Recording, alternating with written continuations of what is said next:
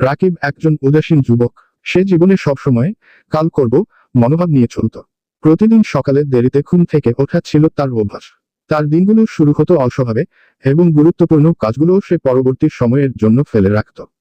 যদিও তার বন্ধুরা তাকে সময় ব্যবস্থাপনার গুরুত্ব বোঝানোর চেষ্টা করত, রাকিব সবকিছু হেসে উড়িয়ে দিত। একদিন রাকিব একটি বড় কোম্পানিতে চাকরির জন্য ইন্টারভিউয়ের ডাক পেল। এটি ছিল তার স্বপ্নের চাকরি। ইন্টারভিউটি সকালে 9টায় ছিল এবং যথাসময়ে পৌঁছানো খুবই গুরুত্বপূর্ণ ছিল। রাকিব ইন্টারভিউয়ের দিনও আগের মতো রাতে দেরি করে ঘুমাতে গেল এবং ভেবেছিল সকালে ঠিক সময় মতো উঠে যাব। কিন্তু বাস্তবতা ভিন্ন ছিল। ঘড়ির অ্যালার্ম বেজে উঠলেও রাকিব সেটি বন্ধ করে আরেকটু ঘুমানোর সিদ্ধান্ত নেয়।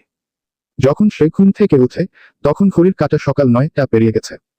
দ্রুত প্রস্তুত হয়ে ইন্টারভিউতে যাওয়ার জন্য ছুটল, কিন্তু অনেক দেরি হয়ে গিয়েছিল। যখন সে অফিসে পৌঁছালো তখন ইন্টারভিউ শেষ হয়ে গেছে। রাকিব বুঝতে পারল তার জীবনের একটি বড় সুযোগ সে হাতছাড়া করেছে শুধুমাত্র সময়ের অপচয়ের কারণে। এই ঘটনা তার মনে গভীর প্রভাব ফেলল।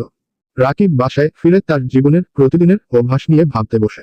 সে উপলব্ধি করল তার অলসতা এবং সময়ের প্রতি অবহেলা তাকে জীবনে অনেক পিছিয়ে দিয়েছে। এই উপলব্ধি তার মধ্যে একটি পরিবর্তনের সূচনা করল।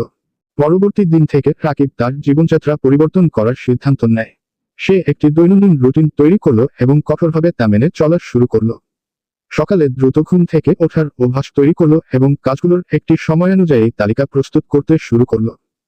ধীরে ধীরে রাকিব সময় ব্যবস্থাপনায় দক্ষ হয়ে উঠল। সে দেখতে পেল সঠিক সময়ে কাজ শেষ করার মাধ্যমে তার মানসিক চাপ কমে যাচ্ছে এবং প্রতিদিনের কাজগুলো আরও কার্যকরভাবে সম্পন্ন হচ্ছে।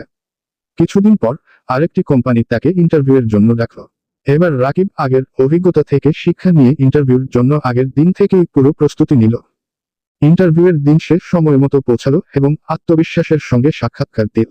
কিছুদিন পর রাকিব জানতে পারল সে চাকরির জন্য নির্বাচিত হয়েছে। এই ঘটনাটি তার জীবনে একটি গুরুত্বপূর্ণ শিক্ষা হিসেবে চিহ্নিত হয়ে রইল। রাকিব বুঝতে পারল যে সময় ব্যবস্থাপনা শুধু একটি অভ্যাস নয়, বরং এটি জীবনের সফলতার মূল চাবিকাঠি।